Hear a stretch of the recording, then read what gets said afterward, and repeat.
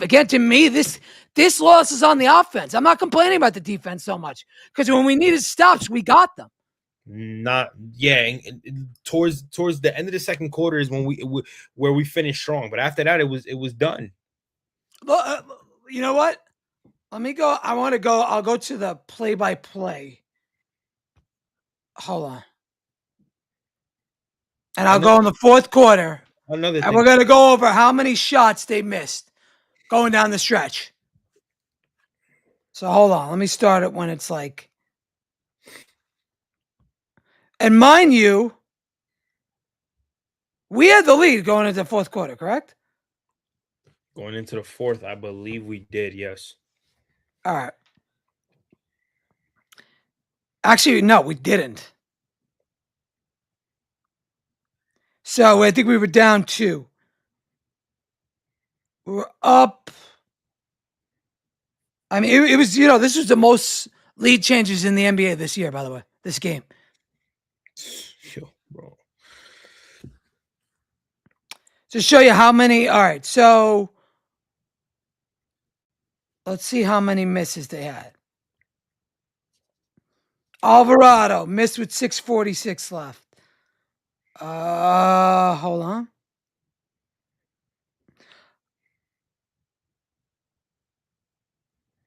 So after the Alvarado driving layup where he tied the game but missed the free throw, that was 110. That was the start of clutch time. 4:51 left to go. Okay? We send them to the line. They go up. They go up 1. They missed. Then Hart hit a layup. We're up 112, 111. Again, back and forth. Then Nimhard hits 113, 112. Then still, mind you, 4 minutes left to play. Alvarado subbed out. Bridges hits a jumper, puts us. We're still down by 1. Then Nimhard. Oh, back and forth. That's what this whole game was. Pacers were up 4 with 1:49 left. Brunson hits gets fouled, hits a free throw, 121, 120. Then we get a stop, call a timeout. Off the timeout, Brunson misses with 34 seconds left to go. Then Siakam pulls up, hits that little jumper with 13 seconds left to put them up 3. But Bridges gets to the line, hits 1 of 2, 123, 121 Pacers. Excuse me, hits 2 of 2, 123, 122, 6 seconds left to go. We foul Siakam. They're up 124, 122. And then Cat gets fouled at the end of regulation to tie it. That's regulation. To me, we just didn't do enough. Yeah, it came down to their defensive efforts the entire game, and then the fourth quarter, towards the end of the fourth quarter, they going into overtime, they just couldn't hit shots. Well, what do we shoot in the fourth quarter? In overtime, I think we were 2 of. No, it changed after that because we hit. I'll tell you right now. Shit, I just missed it. I got it. I'll pull it up. All right, so Pacers were 4 of 9 in overtime. We were 4 of 9 in overtime, but we all did it at the end when it was too late. Too late. Exactly. I'm upset about this loss. I am. Nobody should be happy. The shit that would piss me off is if they go into Philly tomorrow and they beat Philly. It's like, really? Like, I'd be more, call me crazy, but I'd be upset if they beat Philly tomorrow. Well, they better beat Philly tomorrow. Yeah, but I wouldn't even be happy because you're playing down to your competition and you lose like that. But we don't play down to Indiana. Indiana has our number. They have our number, Dave. I mean, look at this. This team is different compared to last. If they were healthy, you had last year's team. Okay, I can understand that. This team, they've struggled all year. No. They They struggled all year. here, But yes. they play us very well every time. It took the last game. Do you remember that last game? The Yeah, but Brunson 3 to end the game? so It was the same shit. right, so my question to you is: should we give him a pass because of that? Is my question. Who are we giving a pass to? Should we give a pass to the Knicks for losing this game because Indiana plays as hard? Is what I'm saying. No. Right. So that's my point. Is But that this is what I'm they, saying. This is a theme. that, Indiana is if they had Halliburton, they'd be in fucking second place right now. understandable. That's my point, though, is that they don't have Indiana. I mean, they don't have Halliburton, And they still have our number. They're a much. That's the problem. And they're gonna get Zubac next year. But that's the problem. Is everything revolves around Halliburton, right? They've struggled when he's not on. They've struggled all year without him on the court. Not with Siakam. When Siakam's playing well, they're still good. Yeah, but that's been an inconsistency this year with them. That's the difference. Well, he's missed time, but just to be fair, when Siakam plays, they play us extremely tough. They're tough. There's no way you go and you do what you do to the Celtics and then this shit happens, man. And I'm going to tell you this. I'm going to be honest with you. Especially like I'll give you some slack. I'll give you some in terms of how Indiana plays us. But if you saw the defensive their style play matches us very well.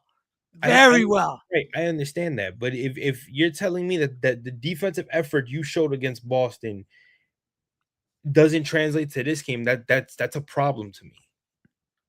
Because you know what they'll do? They'll tomorrow they'll pick it up and they'll play exactly how they played Boston against Philly tomorrow. And it's like, so why does it fluctuate? And that's first off, if you really want to point out why the Indiana won this game, they beat us at the 3-point line. 100%. We couldn't stop them on the perimeter. Right, 100%. Even in the first half, they hit when their numbers were down. Right, no adjustment whatsoever. There was no adjustment to stop that. They were killing us from three. I'm not calling this a trap game either. I'm not giving them that out. No way. No way. But again, that's where all the frustration boils. Tonight's loss is on Jalen Brunson. Cat. Go down the list. Well, give me the final numbers on everybody. You can. I know Josh Hart had a triple double. Let's get the final numbers. Yeah, we don't even got to talk about Josh Hart. Josh Hart. You had Jalen Brunson 40 points, 5 rebounds, 8 assists. What was his plus minus? His plus minus was he was a +3. With the lead changes, okay.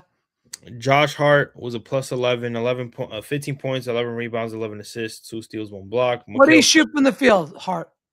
He shot 5 of 8. Okay, efficient. Keep going. Mikal Bridges 22 points, 6 rebounds, 3 assists, 1 steal, 1 block. He was a -5. He shot 9 of 15. He was a minus. He had a couple big shots in the fourth quarter, so I'm not going to get on him. Karl-Anthony Towns. His defense on Siakam was not good. Of course not. Yeah. Even though he wasn't really on Siakam, that he wasn't point of attack on Siakam, but he was the secondary help. Yes. And his secondary help tonight was not good. Not good. Nope. Cat. Siakam torched us. Oh, he killed it. But he does it every year. He does it every year. He's got to be one of the most underrated players in basketball. 100%. Imagine if we had him instead of Cat. Yes. Right. How different. That's what I'm saying. That's what I'm saying. Like Indiana's core, I think their core is better than ours. Their 1-2 is better than our 1-2. Yeah, it's true. Yeah. Because Cat's come down so far. Yeah. Indiana, I'd take Halliburton and Siakam over Brunson and Cat. I would. And the money's better too. Yeah. Sucks, man. Karl-Anthony Towns, 22 points, 14 rebounds, 3 assists. He was a +6. But again, Fouls out. Say that again? Your mic. I think you muted. What do you shoot from the field? He shot 8 of 17. So not great. No. But again, foul How trouble. many threes did he take tonight? He only took 2 out of 6. Come on, man. Made 2 out of 6. Made 2 out of 6. This is a guy that's like a 45% three-point shooter for his career. And it's down to what, 35% this year? He sucks. I hate to be mean, but he's been so underwhelming. It's scary. And when you have your whole team, I get it, OG's out, I get it. But we had enough to beat the Pacers. Yes. There's no excuses on tonight. This loss is on Mike Brown. This loss is on Karl-Anthony Towns. This loss is on Jalen Brunson. So it's all at the top. Yes. It's not on Bridges. It's not on Hart. I absolutely agree. Yep. What'd the bench do? I got you right now. The bench.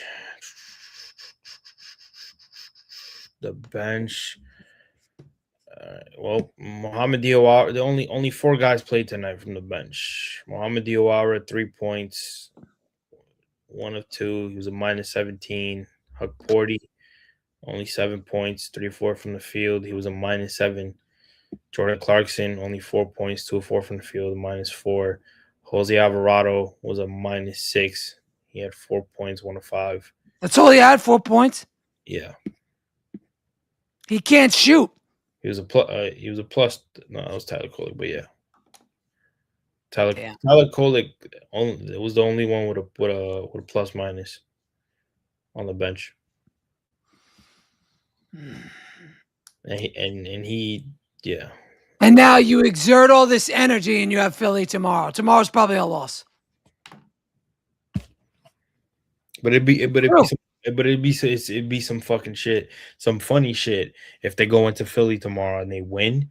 But it's like that would make me even more mad because it's like, bro, like I get it. Yeah, you learn from your mistakes and you pick up the next game and you do better. But you shouldn't be playing like that against a team that's losing. I get it. They play us tough, but at the end of the day, like you said the perfect sentence. We had enough to beat them.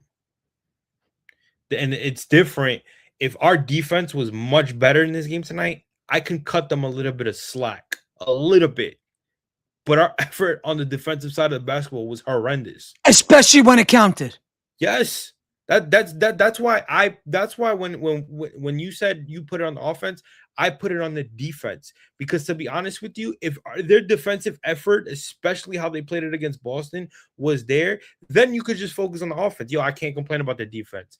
Because they got multiple stops throughout the entire game. They got a couple steals. They got a couple blocks. You wouldn't have the contested shots were great. You wouldn't have to complain about it. But it was nonchalant. It was disgusting. Well, again, I told you. I think from aspects of in the paint, in the restricted area, I think the Knicks did well there. Where they didn't do well was on the 3-point line. Right. I mean, what did Indiana shoot from 3 tonight?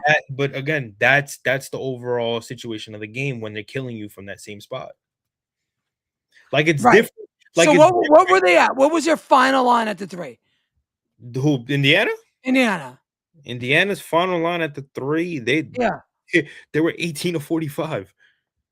And what's that percentage? That's 40%. Come on, man. While the Knicks were 14 of 46. That's 30%. 14 of 46, 30%. So there you go. Like I said, offense. And it's on both. It's on both. Cat 2 of 6 from 3. Like, yo, we need you to start hitting threes, dude. It's disgusting. Come on, man. I'm pissed. It's the season. The season is not over. Like, I don't want people to think that we're mad because we think that everything's crashing down. It's not. But you can't. The way you play tonight, you can't lose. You can't lose those games. No, you can't lose. You can't lose, especially like this is why Mike Brown is being criticized. See, Tibbs would have had him play better defense than what we saw tonight. It's just the honest truth. People can disagree with me all they want. It's an honest fact. Their possessions on defense have looked so bad this year under Mike Brown. It's not even funny. Now they've had times where they look better, but again, it's this. It's up and down. Bro, let's be perfectly honest right now.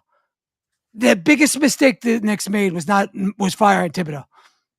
Yeah, That was the biggest mistake they made. I agree, and I'm somebody that wanted Tibbs gone. But you know what? There's no way you have Tom Thibodeau get you to the Eastern Conference Finals for the first time in 25 years, and you automatically who the hell is Mikal Bridges? If Mikal Bridges, after what he said about Tom Thibodeau, was the reason that y'all got rid of Tom Thibodeau, Mikal Bridges should be crucified. And I don't mean that literally, but there should be something to be said about that. That your own player. Yes, he said some remarks about that, but he's a grown adult. You work through that. It doesn't deny you the fact that you were able to get somewhere to elevate your organization. That way it puts you in a spot for this year to get even better with the same coach. Do you want to hear from Mike Brown or no?